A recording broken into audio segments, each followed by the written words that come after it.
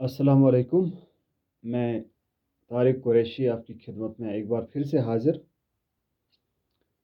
आज का जो टॉपिक हम डिस्कस करने जा रहे हैं, उसका नाम है एयर पोल्यूशन। क्लास 12th में आपको है। So what is air pollution? As you already know, pollution is any undesirable change. Similarly, here comes the name of air pollution. So air pollution, it is also the undesirable change found in the segment of air. ठीक है? Basically, these are the foreign substances present in air in excess concentration, which adversely affect the well-being of individuals or cause damage to different properties. ठीक है? किसी भी foreign substance का दाखिल होना air में, फ़ज़ा में, मगर उस मात्रा के साथ जो कि इस फ़ज़ा की नॉर्मल प्रपोर्शन को बिगाड़ सकता है। ठीक है? जो उस पर असर अंदाज हो सकता है।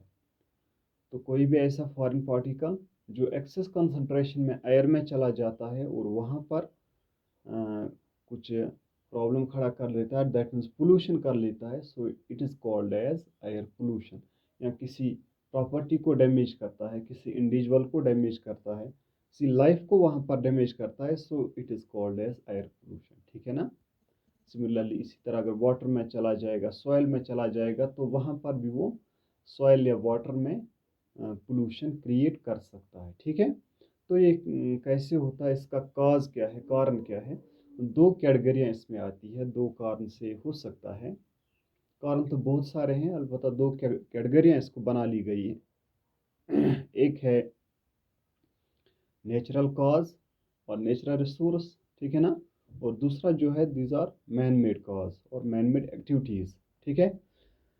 तो नेचुरल कॉज में जैसे आप जानते हैं, which is caused by the help of nature, by the agents of nature. ठीक है ना? और बाय नेचुरल कैटास्ट्रॉफीज, जिनको हम कुदरती आफत बोलेंगे, तो इनकी वजह से ये प्रॉब्लम्स होती रहती हैं। जैसे उनमें आता है वॉल्केनिक इरप्शंस होते हैं। ठीक है ना?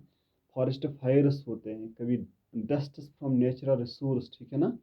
ऐसे होते हैं, ज़मीन कहीं पे फट जाती है या आग कहीं पे लग जाती है, ये कुदरती तौर से होते रहते हैं। ठीक है ना?